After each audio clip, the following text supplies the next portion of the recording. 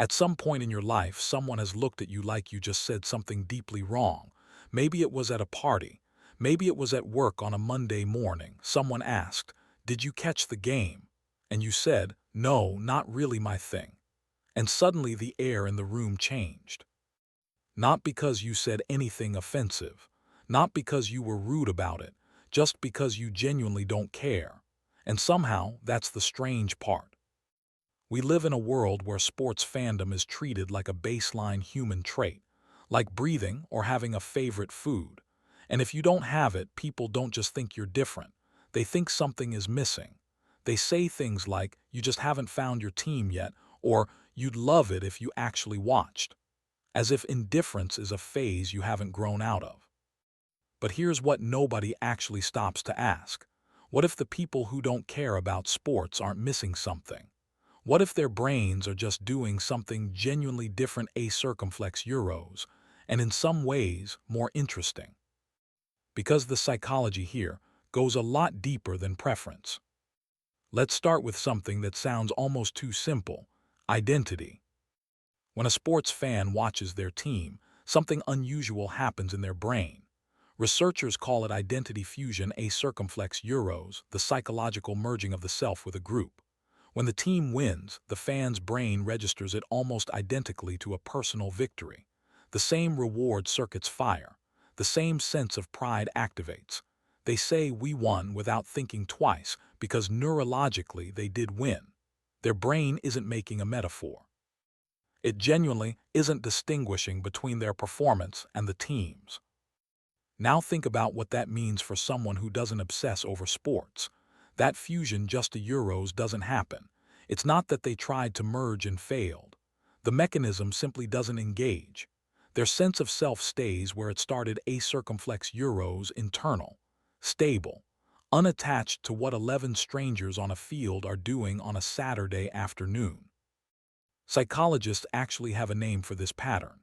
They call it identity autonomy asterisk, a circumflex euros, a stronger tendency to define yourself through your own actions, choices, and inner life rather than through group affiliation.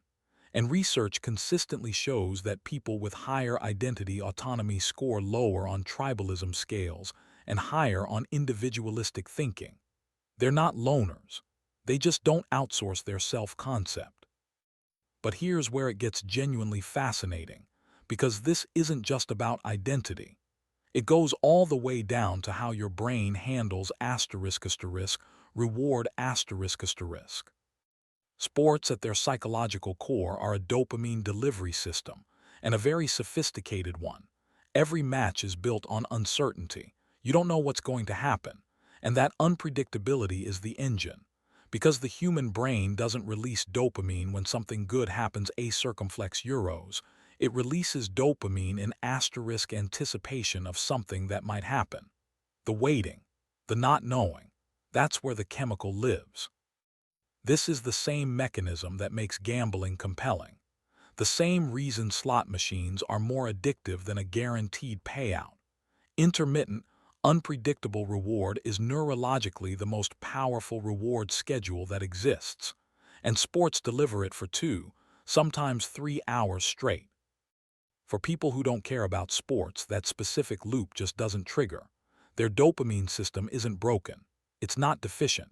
It's seeking the same thing, a circumflex euros, anticipation, tension, resolution, a circumflex euros, but it's finding it somewhere else entirely.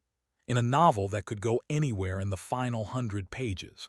In a creative project where the outcome is genuinely unknown. In a conversation that might go somewhere unexpected. The hunger is identical, the food is just different. And this brings us to something researchers call asterisk asterisk empathy allocation, which sounds clinical, but the idea is simple. Everyone has a finite amount of emotional energy. You can only care so deeply about so many things at once. Sports fans direct a significant portion of that energy outward, toward teams, athletes, rivalries, seasons, and they practice it constantly. Research actually shows that regular sports fans score higher on certain empathy metrics, a circumflex euros, specifically, the ability to feel deeply invested in strangers' outcomes. They've built that muscle through repetition. People who don't obsess over sports haven't underdeveloped that muscle. They've just directed it somewhere else. Studies consistently find that low sports interest individuals score higher in what psychologists call asterisk openness to experience a circumflex euros, a personality dimension linked to creativity, intellectual curiosity, and aesthetic sensitivity. They tend to report deeper emotional investment in art, music, personal relationships, philosophical questions. Their caring isn't smaller, it's differently rooted. Think of it as water finding its level. The emotional capacity is the same. The terrain it flows through is just shaped differently. Now let's talk about something that almost nobody discusses in this context, but probably should: the performance of caring. There's a significant social pressure baked into sports culture. To know the scores, to have a team, to participate in the ritual. And for people who genuinely don't feel it, navigating that pressure becomes a quiet but constant background task. You learn to nod at the right moments. You learn which names to recognize. You develop a kind of social fluency in a language you don't actually speak. Psychologists who study social conformity have found that people who consistently don't share dominant group interests often develop what's called preference falsification a circumflex euros, the habit of outwardly signaling preferences they don't actually hold, purely to reduce friction. It's low stakes. It's harmless. But over time it creates this slight internal dissonance, a small gap between what you actually are and what you perform in certain rooms. What's interesting is that people who don't care about sports are often very aware of this dynamic. They've had to be. They've spent years being the person who doesn't have an answer to a simple Monday morning question. That kind of sustained mild otherness does something to you. It makes you more conscious of authenticity, more attuned to the difference between what you actually want and what's just socially expected. There's one more layer here that I think is the most underexplored of all, and it has to do with presence. Sports fandom at its peak is a form of collective escape. For 3 hours, you're not thinking about your problems. You're inside a narrative you didn't write, rooting for an outcome you can't control, swept up in something larger than your individual life. And there is genuine psychological value in that. Researchers who study awe and self-transcendence consistently find that moments of absorption in something beyond the self are associated with reduced anxiety and increased well-being. But here's the quiet counterpoint. People who don't find that absorption in sports have to find it elsewhere, and finding it elsewhere almost always requires something more active. You can't passively stumble into flow through a novel the same way you can through a match your entire social circle is watching. You have to seek it, build it, construct the conditions for it yourself.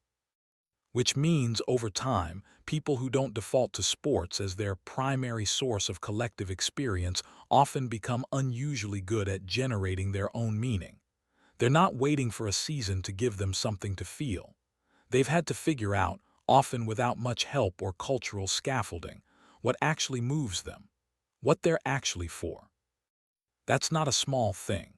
In a world that's increasingly good at delivering prepackaged emotional experiences, knowing how to build your own is a skill that most people never have to develop. So here's where all of this lands. If you don't obsess over sports, you're not missing a gene. You're not emotionally limited. You're not failing to participate in humanity. Your brain's reward system is calibrated differently. Your identity is constructed more internally. Your empathy flows toward different objects. And you've spent your whole life, often quietly and without acknowledgement, figuring out your own version of what makes life feel meaningful. The next time someone acts like your indifference to a final score is a personality defect a circumflex euros. Remember that what they're really observing is a brain that simply found a different door into the same rooms everyone is trying to reach. Connection, meaning, the feeling of being part of something. You found them somewhere else, and honestly, that's not a consolation prize, that might be the whole point. If this made you think about yourself a little differently, subscribe a circumflex euros. That's exactly the kind of content I make here. And if you want to go deeper, I've got more videos on how different minds navigate the world in ways that don't always fit the standard story.